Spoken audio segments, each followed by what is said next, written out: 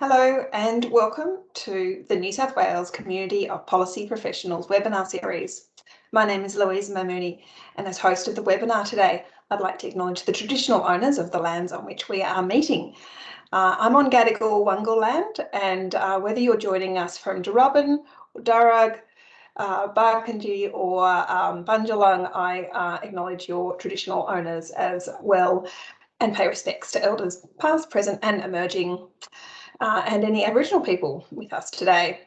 I also welcome new members to our community of practice, and we now have over 1,700 members, and we are on our way to becoming one of the largest communities of practice within the New South Wales Government. So if you could share our fantastic community of practice with any of your colleagues, that would be fantastic, because it would be really great to get to 2,000 members by the end of the year. So we are joined today by Gillian White. She's an Executive Director in the Department of Education. Her area of policy practice is early childhood education and schools policy. Jill is responsible for early childhood policy and programs focused on ensuring participation and outcomes for children in New South Wales. And in addition, Gil works on a range of schools policy areas with both strategic policy and a team who works closely with non-government schools on policy, funding and compliance with government regulations. Prior to this role, Gil worked in other executive positions within the New South Wales Government in the Department of Education and previously with the Department of Premier and Cabinet across a range of social policy issues, and at the Department of Prime Minister and Cabinet on social, economic and intergovernmental issues too. Education policy is a fantastic area for us to be exploring today, and most of all because it has such a direct impact on the lives of citizens in New South Wales, and you are most likely to be the beneficiary of that, of education policy in New South Wales. And it's an area of government service which is very visible to everyone, and it is critical in making a difference to quality of life. But how many of us really know about education policy? Even as policy practitioners, thinking about education in policy terms is not an easy task. So to give us an introduction to education policy, Gil will be taking us through her knowledge and experience of education policy, and we'll also have an opportunity to have a Q&A session at the end. So I look forward to that part of the session. Gil, thank you for joining us. Welcome, and over to you. Thanks so much, Louisa, and lovely to have so many people who have carved out the time from very busy policy lives in COVID times, and perhaps some of you having your own children learning from home, some education policy in action. Many of us are getting more up close and personal with education than in previous normal times. Thank you for the kind introduction, Louisa. I would also like to acknowledge country. I want to acknowledge that we come together from a range of Aboriginal lands and pay respects to elders past, present and emerging. Often in the Department of Education, we like to emphasise the emerging of all of our Aboriginal young people in early childhood education, schools, and in vocational and higher education outcomes and pathways. So we'll think about our emerging Aboriginal leaders as we speak today, no doubt. And I'd like to acknowledge all Aboriginal colleagues who have joined with us today. So Louisa's covered a little bit about who I am as the Executive Director of Early Childhood Education and Schools Policy, hopefully a bit more of that in my ordinary day-to-day living at home life, although they are merging so much at the moment. So that role involves lots of collaboration with a range of agencies, so hopefully some colleagues that I know on the line today, a fair amount of intergovernmental work on negotiations with the Commonwealth, particularly in the early childhood sector, and a really significant amount of stakeholder collaboration internally within the department with a range of our school stakeholders, our early childhood stakeholders as well. So I hope to bring some of those insights into the discussion today. What I wanted to cover is a few things. First, just a little bit about the Department of Education and the cluster, because I was really conscious when I was in the Premier's department It was a bit of a mystery to me, education. I was really excited about education policy. I had bits and pieces to do with it. But like some of the really big line agencies, it can be hard if you're on the outside to understand what education does every day. So I wanted to give you a bit of sense about that. Secondly, a few insights into some of the ways of thinking about policy making in an education context, about education issues. And then thirdly, I wanted to share just some Gil musings on some of the policy challenges that we face in education, and what are those kinds of balancing acts. And I think some of those will resonate with many of you from other agencies, as well as any colleagues from education today. So in terms of education, the basics, the cluster is made up of the Department of Education, TAFE New South Wales, and NESA, the New South Wales Education Standards Authority. I hope in the future you might be able to hear from people who have expertise and experience to bring on TAFE and NESA, or particularly the skills part of the department. And I work very closely with those colleagues, but they would be best to share their insights with you. We have two ministers in the cluster, the Minister for Education and Early Childhood Learning, Minister Mitchell, and the Minister for Skills and Tertiary Education, Minister Lee. So I'm going to be much more focused on the Department of Education today, and specifically the schools sides of issues, and a bit about early childhood as well. To give you a sense about the scale of the Department of Education's offerings, the department supports more than 1 million children and young people, as well as the really significant teaching workforce, the support staff, and the other parts of the system that we regulate. There are 2,200 approximately schools, New South Wales public schools, across our fair state, and there are 5,800 early childhood services that we regulate and that we also provide policy and program support and direction to. The vision of the department is not a small vision. It's to be Australia's best education system and one of the finest in the world. And I think that that's a constantly important vision to struggle and push towards. And the purpose is to prepare our learners for rewarding lives as engaged citizens in a complex and dynamic society. And don't we have the complexity and dynamism in spades at the moment? Alongside all of the architecture around early childhood schools and the vet and higher education system, we also have a huge school infrastructure agenda to ensure the nuts and bolts facilities are there for schools. We, employ a really significant workforce, and their engagement, their performance, their well-being is really central to the work of our department. And the other thing that we have to take very seriously is the community's confidence in the provision of high quality public education, as well as the support for non-government schools and the other sectors. And finally, my little précis of the department, for any of the nerds or those with the legal backgrounds out there, including myself, the Education Act is the key piece of legislation to have a peruse of. But interestingly, the principles of the Education Act, as that every child has the right to receive an education, that the education of a child is primarily the responsibility of a child's parents, but it is the duty of the state to ensure that every child receives an education of the highest quality. So that's some also good legislative guiding principles to everything we do on a day-to-day basis. Shifting gear a little bit to thinking about policy in the Department of Education context.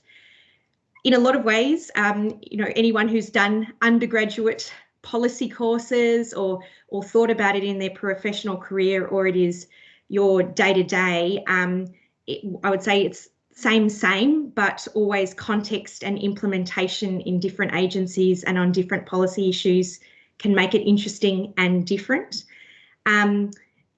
My team, my schools policy team, recently has been putting together a summary of what policy making means in education, and they've come up with 5 Ps, which is always useful for remembering. So our 5 Ps are professionals, proof and evidence, partnerships, purpose, and practicality. So on the professionals, I think it's interesting for people to know a little bit about who the Department of Education is staffed by. So we have policy skills embedded in lots of parts of the department, drawing from a range of diverse backgrounds. We have a number of staff who have been teachers on the ground, and then have either come into the department for the rest of their careers, or at least this next stage of careers, or teachers who come in and out of the classroom to support work both at the systems level and in the classroom level. And that diversity, I think, is really key. People who have been principals and other school leaders, public policy oriented people with academic research and evaluation backgrounds, and broader consultancy, economics and law, etc. I think the efforts by the department to stitch those skill sets together to have really rich school-based and other education, early childhood experience, as well as policy, economics, law, research, nous, is the key to success. And I think it's an ongoing project for the department. Now, second P, proof and evidence. Obviously, all policy should be evidence-based or evidence-informed. For us in the Department of Education, the keys to that are having a deep understanding of our own system, both what is working well for students and staff, and what are the challenges for what isn't working or could be working better, and what is the best available research from Australia and around the world. Some of you may be aware of our Centre for Education Statistics and Evaluation, which is a really key part of our department because it collects and analyses essential education data and research and publishes evidence to share what works in our system. In fact, its most downloaded publication is one called What Works in teaching to lift and drive high quality student performance. And there's some really good summaries on the CZ website that you may want to check out if you're interested, or if in fact you are playing your part learning from home, might be useful for your own pseudo teaching role at the moment. CZ works alongside a number of other areas of the departments that are also undertaking their own internal or external evaluations and collecting data and analysing information. And one other area that's doing a lot of that at the moment in our organisation is the Teaching Quality and Impact team. And they've identified a set of schools in the school context who have proven results on lifting performance in student outcomes. And so they're working with those ambassador schools to identify what precisely is their practice that's lifting performance, and then how do we share that at a systems level for other schools to learn and grow from. The third P that I wanted to cover was partnerships. So obviously in any policy work, the partnerships with, in our context, school leaders, teachers and students, other key school stakeholders and education stakeholders and parents and carers is really vital. We need to work really closely with all those groups, and in my context, that's both at an early childhood, in the early childhood context, in the schools context, to make sure that we're thinking about the reality of implementation, the reality of the front line in everything that we do. I think that having the deep embedded student voice in the work that we do is something that people across the Department of Education are really passionate about. I would also say it's quite challenging to do that authentically and in a systematic way in all policy work. So I think it's something that we continue to work and grow on.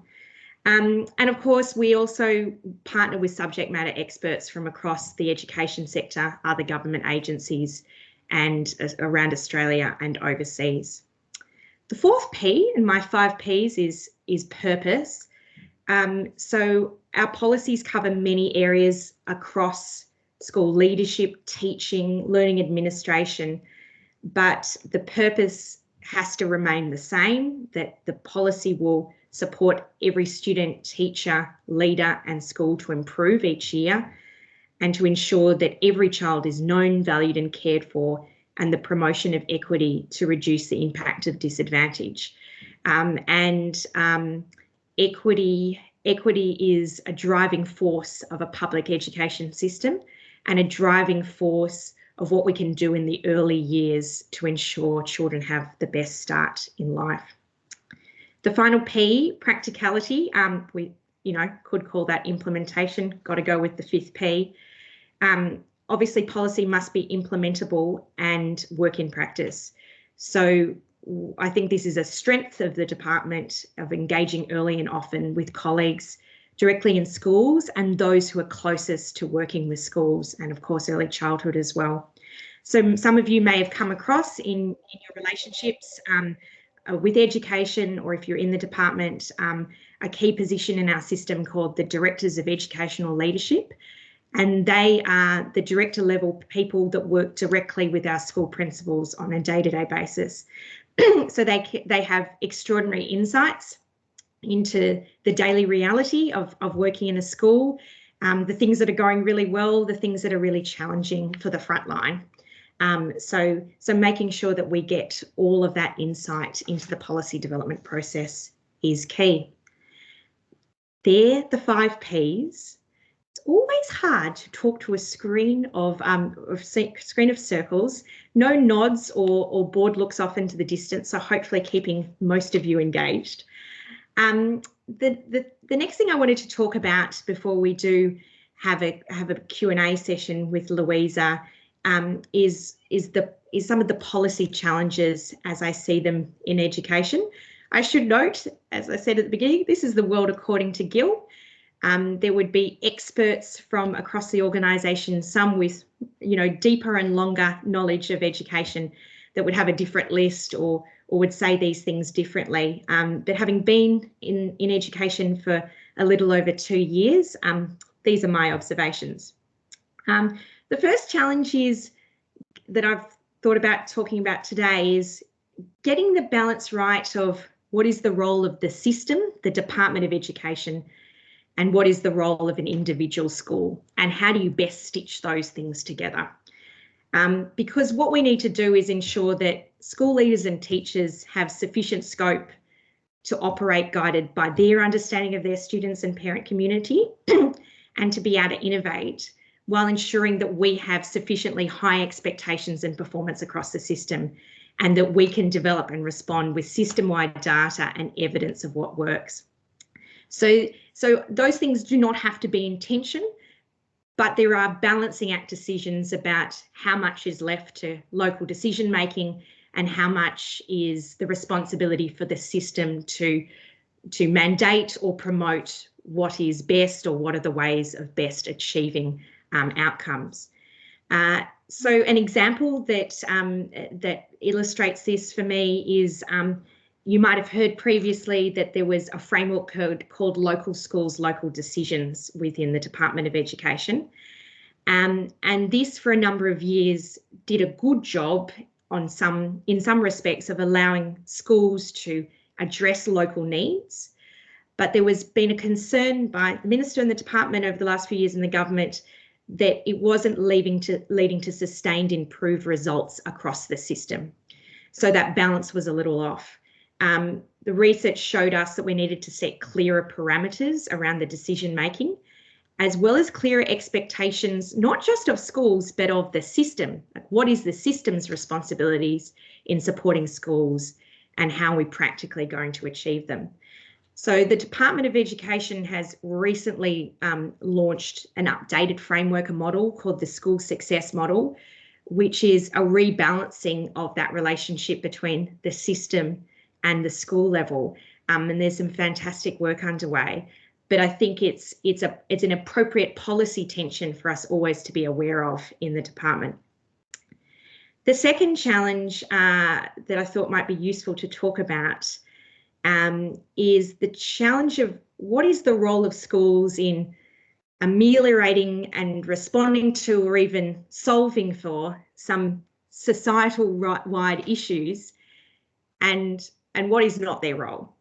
And what I mean by that is schools, and honestly increasingly early childhood settings, are a universal offering, and we don't have that many universal offerings in Australia. And schools and early childhood have a high level of trust in their communities, which is a wonderful thing. But that also means that everything beyond the school gate that is happening in a child's life and that family's life also manifests within the school gate. And that can mean that schools are an excellent venue for proactively addressing and responding to those issues, but there's a tension with not interfering or diluting the focus on teaching and learning, or not putting too much burden on our teachers and our principals and our early childhood providers to magically solve for problems that extend beyond them, or they cannot also be a counsellor, a social worker, and every other role, a healthcare professional that's required to support students to thrive. So we obviously really focus on ensuring we have wraparound wellbeing supports, and there are a range of those professionals that work in partnership with schools inside and outside the gates. But there's still this ongoing pressure of, how do you respond to that tension? So to give you an example, over time questions emerge, and you would see some of these in the news, of what should and shouldn't be included in the curriculum, and what activities should and shouldn't be added to the school day. So on one hand, it's very useful to use the school day to respond to things like childhood obesity or other wellbeing concerns for students. But on another hand, that has to be held in tension with the need to ensure that there's sufficient time and scope for teachers to teach phonics, to ensure that numeracy skills are developed and there's enough teaching and learning, because it's the teaching and learning that enables the other things as well. So once again, mostly not in tension, because wellbeing needs to be wrapped around and is integral to the teaching and learning. But at times there becomes questions of how much more to add to the school day. What is the role of third parties in contributing to that school day on these other issues? The third challenge in education policy on my list of things for people to mull about is the challenge of ensuring that there is sufficient space and time in the Department of Education, or for anyone doing education policy, to develop policy that does have the widest range of voices alongside the implementation considerations. Because we have this incredible engine room of 2,200 schools and an extraordinary group of people that directly support those school operations, implementation, as I said, is so fundamental and is front of mind in everyone who works in the Department of Education. Sometimes we have to make sure that we don't press pause, but we also create the space to hear from people outside the system, whether that's other education experts, but as I said, parents and other stakeholder groups. And it can be easy to be lulled into, we've heard it all because we've thought about all the implementation issues, when we also need to create the space for some of that strategic policy making. I think we're doing a lot of great work in that space, but once again, it's about being conscious of it. A good example recently is something that my team and I have been working on, which is about the issue of sexual consent and respectful relationships. So in the wake of the national debate and reckoning on a range of those issues, including with the Chanel Contos petition in New South Wales, the Department of Education came together with Catholic Schools New South Wales and the AIS, the independent schools, to sign a statement of intent about the issue of consent and the central importance of schools playing a role within that societal context on ensuring effective consent education and support for students. What we have been trying to really focus on in that work is making sure that as we do the next stages and we think of other policy interventions, we are foregrounding the voice of students into what their expectations of schools are, The Minister has her own student council, so she's been utilising that. And we've been working in a great partnership with the Advocate for Children and Young People to get those perspectives from the start, but how do we do that continuously? So thinking of ways of challenging ourselves to care about implementability all the way along, but making sure we don't shortchange the ambition as well, particularly from what we hear directly from students. The next challenge, just a few. It's a really fun place to work because there's such a great set of issues that keep you constantly engaged, is the challenge about the evidence base. So in our 5 Ps, we talked about being guided by evidence and being evidence informed, and some great work that happens in the organisation to enable that. But of course, like any area of policy, there are plenty of gaps. And the trick is, when's the right time to implement something when you can be evidence informed, but with the awareness that there's gaps in your evidence, and when may you need to keep building the evidence base before you respond. I think in an education context, this gets particularly complicated because of that implementation point, which is we can know that explicit teaching is a very good thing, but of course, explicit teaching is only a very good thing if the teacher in front of that Year 2 classroom follows through and does explicit teaching in the way that's going to resonate with those particular students. And so for us, it's where are the gaps in the evidence, and how do we fill them, but fill them in a way that it's really in the context of New South Wales schools and what will work for our teachers, for our support staff, for our students. To give you an example of that recently, it was very exciting budget announcement, not last budget, but the one before, to respond to the first stage of the COVID lockdown pandemic. The government committed $337 million in new money to a COVID intensive learning support program, which is providing small team tutoring to students who experienced a learning loss based on our CZ evidence, with several teams involved on some level of learning loss of students learning from home.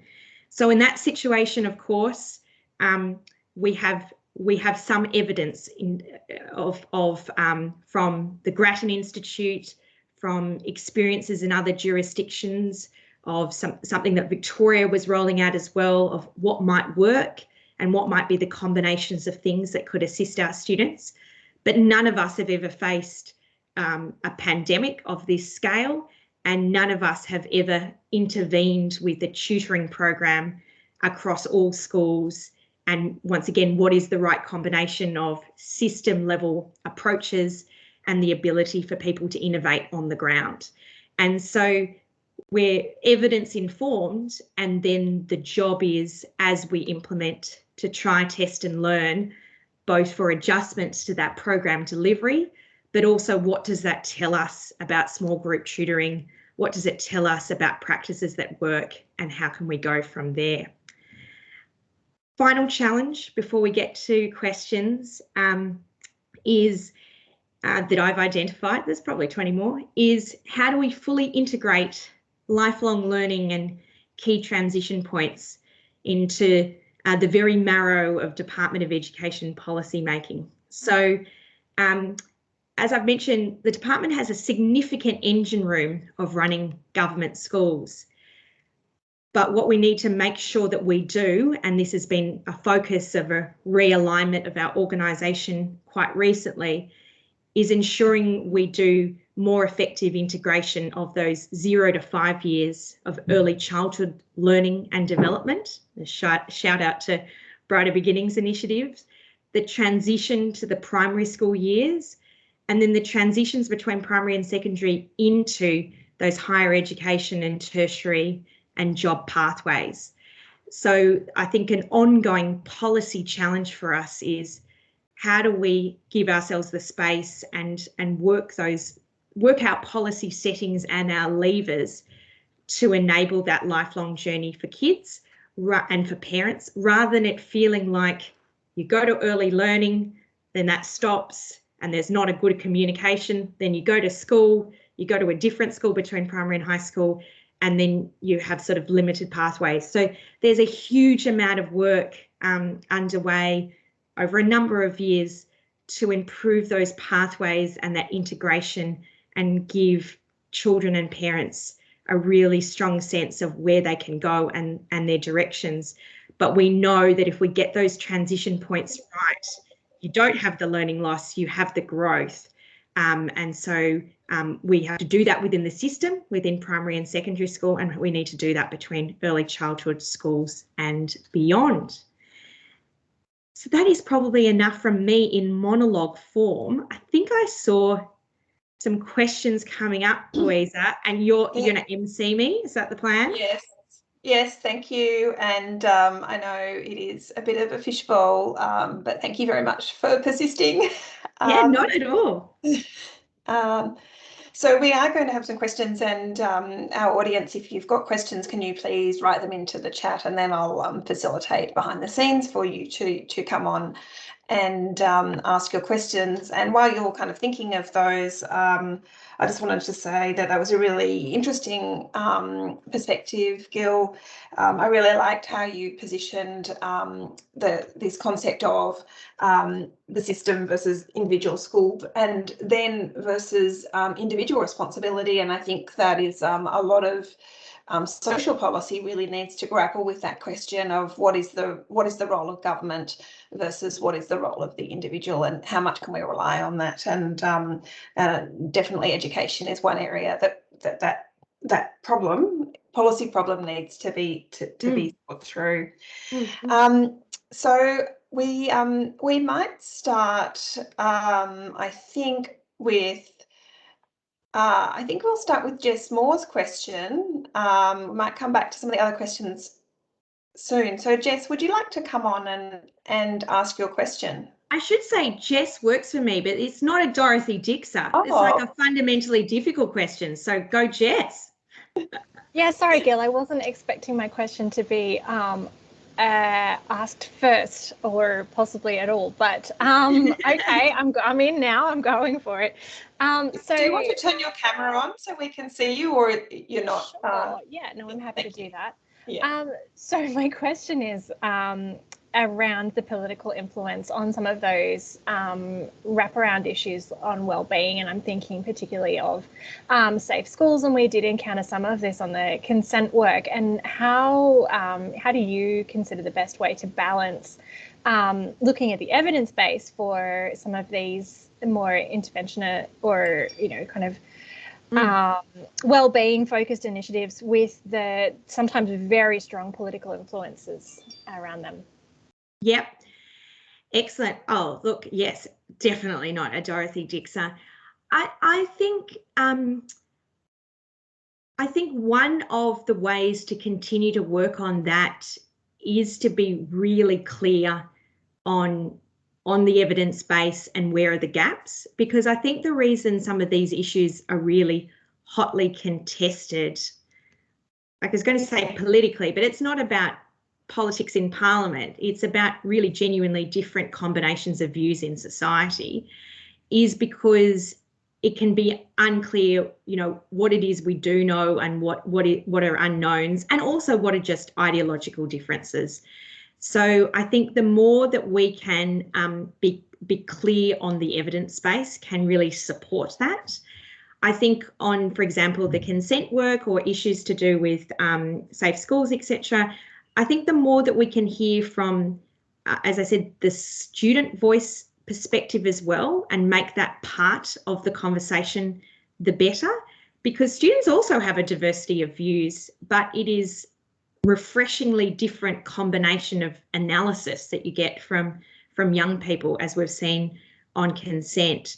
So I think it's about being as crisp and clear about the evidence base, adding more of the student voice, and also being prepared, like in any policy landscape, there might be a certain set of positions and decisions made, there's a time to just implement those, and then there's a time to then say, we've got more information, or we want to reassess those and go back to decision makers and have other conversations. So it's also about not being static in time about those issues, I think.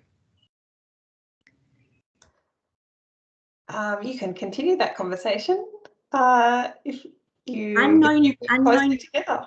Exactly. We'll have it over a Zoom wine. Yeah.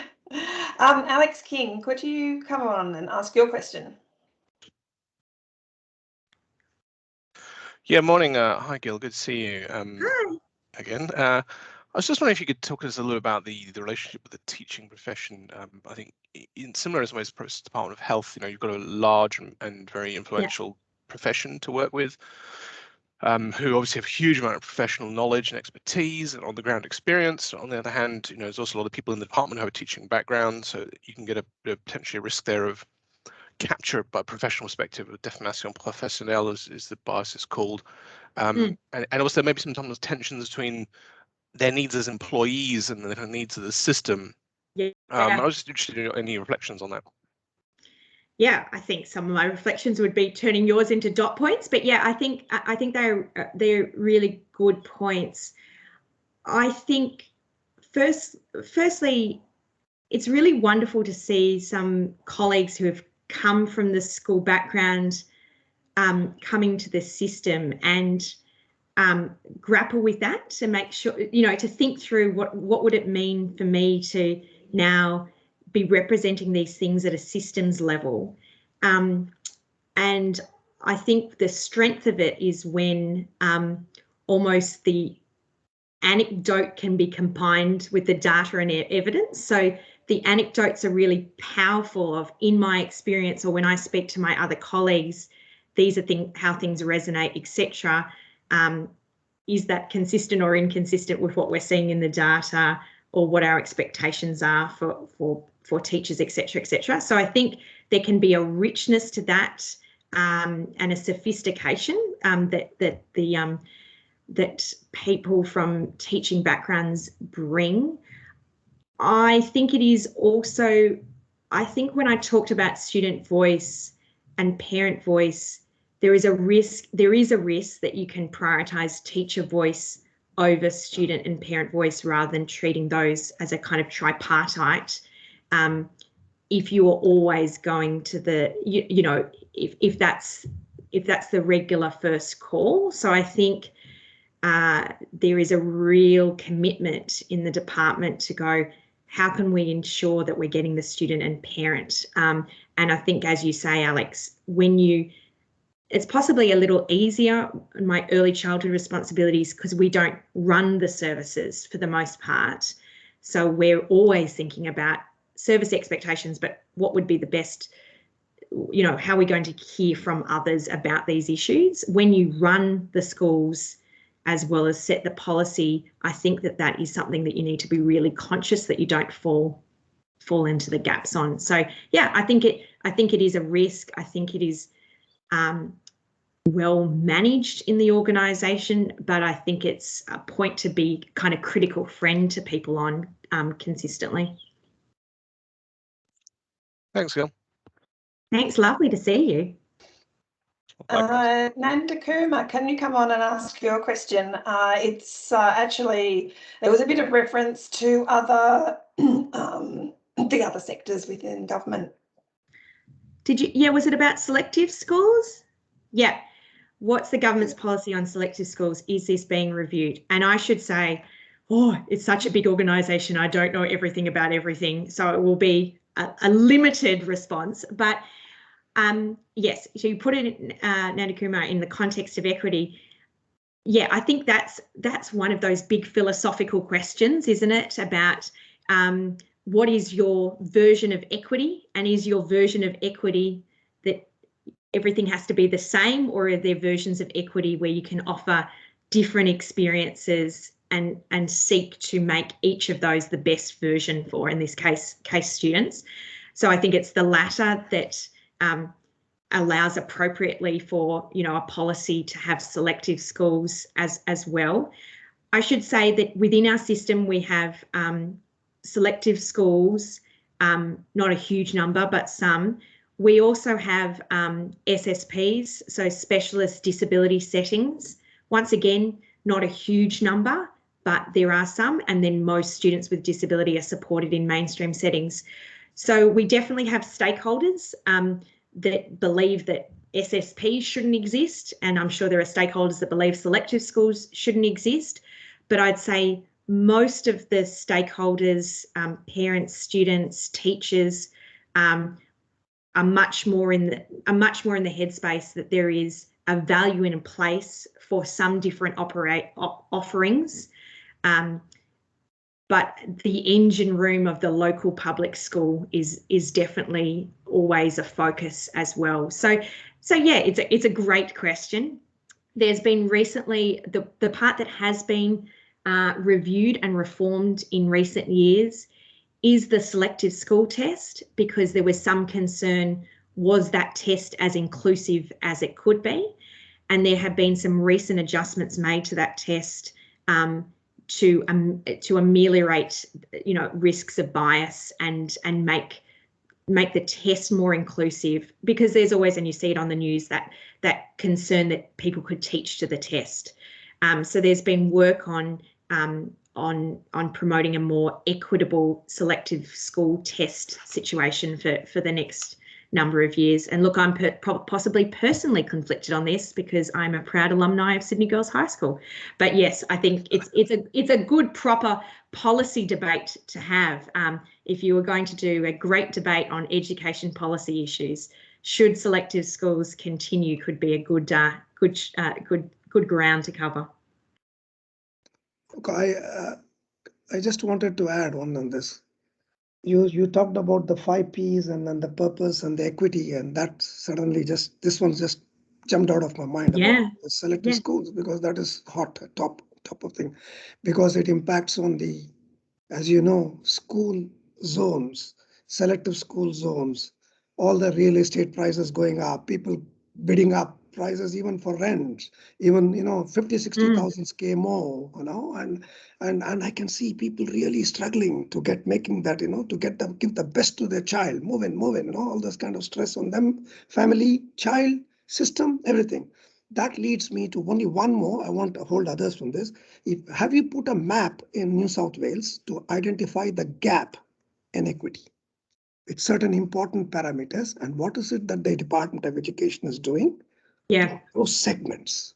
Yeah. I won't add any more because I don't want to hold any. No. And I would say the department is doing plenty of work on that. I mean, as in, it's a mode of analysis always, that, the CEFA bands of schools, and where are there particular equity issues, and in terms of the model of support for schools, taking account of that in terms of the level of support but additional wraparound supports. It's also built into the overall funding model, with the Gonski funding model for schools.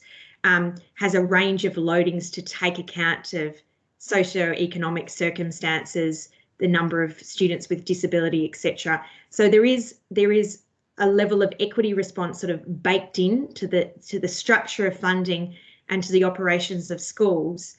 But yes, one of the things that gets me and colleagues out of bed in the morning is the promise of education to reduce inequality, and that's a work in progress. You see when it works that you change a child's life, and there are so many beautiful individual examples of that. But we should not rest until that's why when I talked about that local schools local decision model and the changes, we haven't seen the level of system results that would make us all sleep well at night. So we have to keep challenging ourselves on that. And that's about high performance, but it's about an equitable high performance drive across the system. So yeah, you've hit the nail on the head. They are the key issues. Thank you, Gillian. I really appreciate your response. It's been very involving and I like the debate. Thank you. Thank you. I had 10 years of experience as a lecturer back in India before I migrated to Australia Yeah, 27 years ago, and I'm in the policy area and projects. Thank you. fantastic, fantastic. Thank you very much. Thanks very much. Amanda, I think we're going to hear from you next. Hi, thank you very much for that presentation. It was terrific. Policy implementation, there are some great policies that department develops, and often, sometimes, some schools uptake them really well and then some not so much. And I'm really interested in that space between making a policy and implementing a policy. And I was just wondering what kind of strategies can be used to support schools to implement those policies really effectively within their own school context, and what can be done for those schools that don't tend to do that so well. Yeah, Amanda, look, by your asking that question that way, I wonder if I shouldn't be asking you the answer to that question, because you sound very experienced, and I think that is another absolutely key issue. My observations, for what it's worth, is there's no one answer. You know, it has to be a full toolkit. So I think that there are some things that we have, you know, I often call them, you know, the capital P policies, or the operational policies, as opposed to the strategic policies. There are some capital P policies that we just have to say, this is fundamentally important for health and well-being of students, and we have a mandatory approach, and we audit it, we monitor it, we regulate it in effect, and that should be the approach. And so that is certainly the approach for the department on child protection and anaphylaxis and various things like that. I think your question goes to the much more challenging area, which is I worked previously on the Department of Education's work on the disability strategy. When you're talking about shifts in practice and what is, you know, what is good, and so we have departmental policies that in effect are frameworks, and we're encouraging people to implement that, and once again it gets back to that tension between how much is that left up to the own school and not. So I think this is where the toolbox comes in. You know, there's a component that is about really effective communication to really busy schools, and how to do that in a non-administratively burdened fashion, which, so any Department of Education colleagues will be nodding away. There's a part of that, I think, which is about what are the combinations of models of support that the directors of education leaderships, the support services staff that, you know, from the various areas of the department play, and how do they calibrate that for the different needs of schools. And then there's parts of that which are about what do we need as a system to make transparent, like through the data of who's doing what and how effective it is, and how do we shine a light on good practice and then persuade others to undertake that. So it's a full toolkit, and I think anytime anyone is working in any of our schools areas of the department, they're having to grapple with what is my combination of ways that I am going to work with my organisation. And probably on the other end, if there are no doubt many parents on this call, you would see often an email from the school that says the Department of Education has said the following. I think there's a real opportunity for us to go, how can the system and the schools intertwine enough to be like, this is the message. It's not necessarily this is the message from a principal or this is a message from the department. This is our shared message about priorities or best practice. So I think that's a work in practice, but love to have a conversation with you personally about what you think, because I think it's an ongoing challenge for us all. Thank you. Now I think we've got about 10 minutes. I reckon we can get through 3 more questions. They're not rolling up easy ones to me, Louisa. No, they are not easy questions. Yeah. What's 2 + 2? There you go. Emily, would you like to come on and ask your question? Hi. Hello. Excellent talk, thank you. I'm interested in any reflections on the challenge around shifting the dial in student results, and any plans, and I guess the wider plan around that.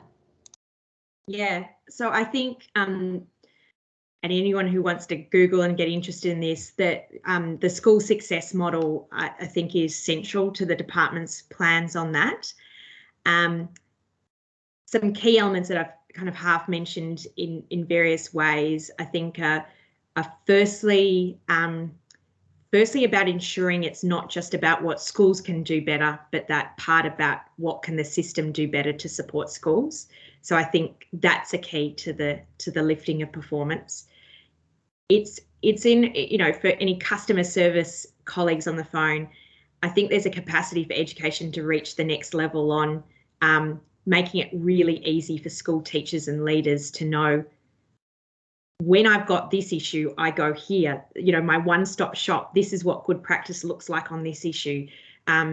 These are the resources I might want to use. If I need to engage a third party because I've got some issues with wellbeing with a cohort of my students, what should I be looking for? What's my checklist of who might be able to provide me the support that will actually benefit my students? So I think the system level support changes to make it as easy as possible for the school customers to actually be able to get what they need for the system is really crucial, and is a journey that we're on.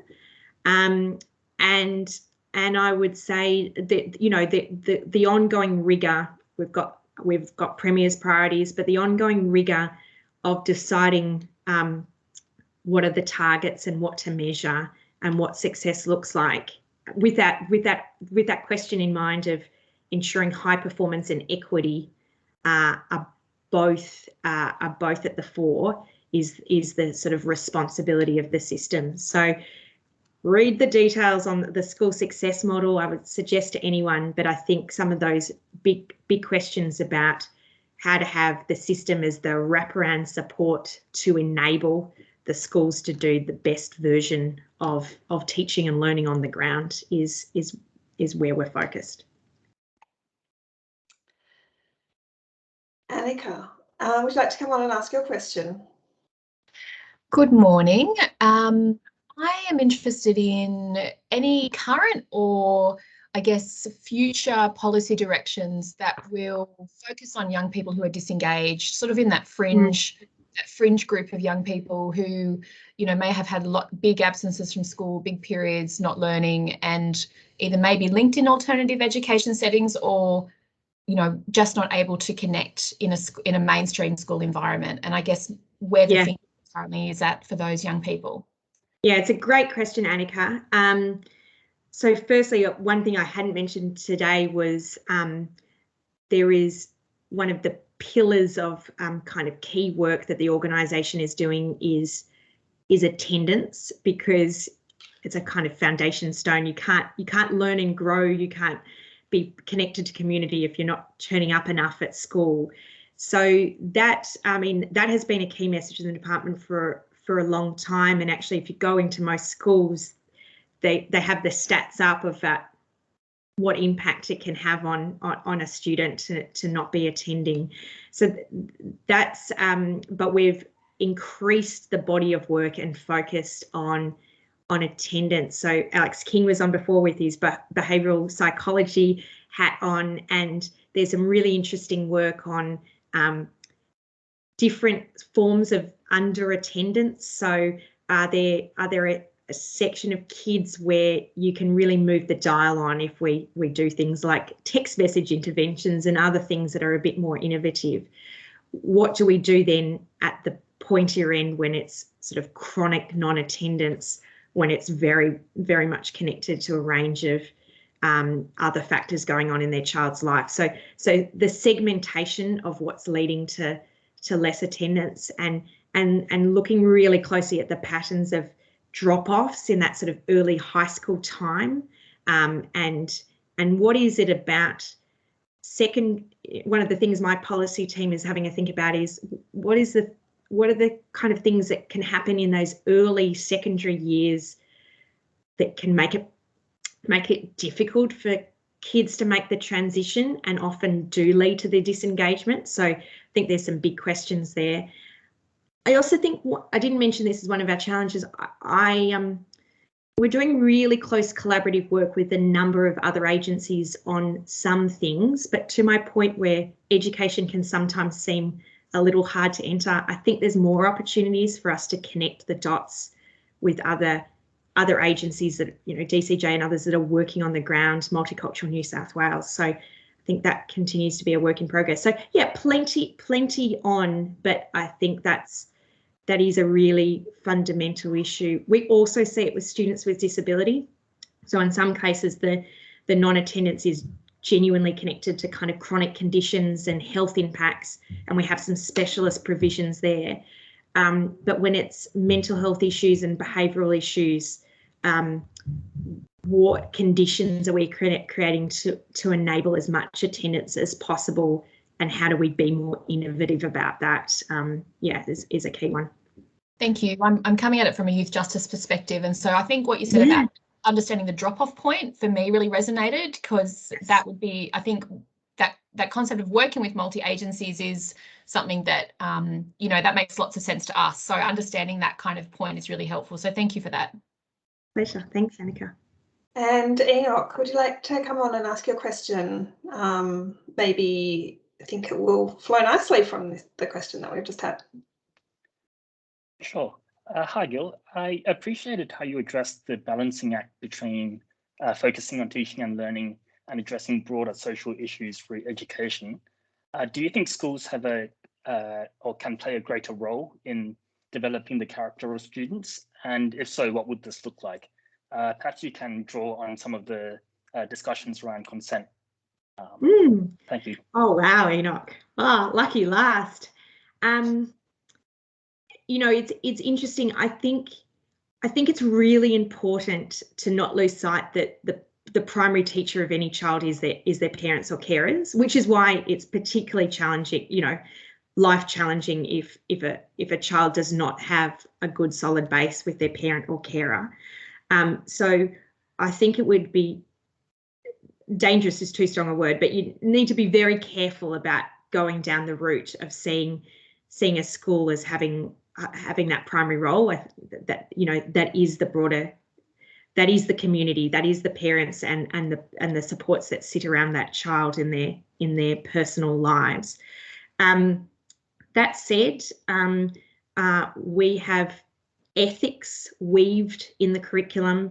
There is obviously a place for religion as well through SRE courses, and then there's the set of behaviours that attending school and doing the things that you need to do that are kind of the conditions for success, for people to concentrate, to respect others, to get along with peers. So I think school plays a major contribution and must and continue to should to kind of creating the conditions for success for a child, but the primary responsibility still needs to sit with the parents or whoever is the primary caregivers for that child. People might have slightly different versions of that, but that's the Gil version.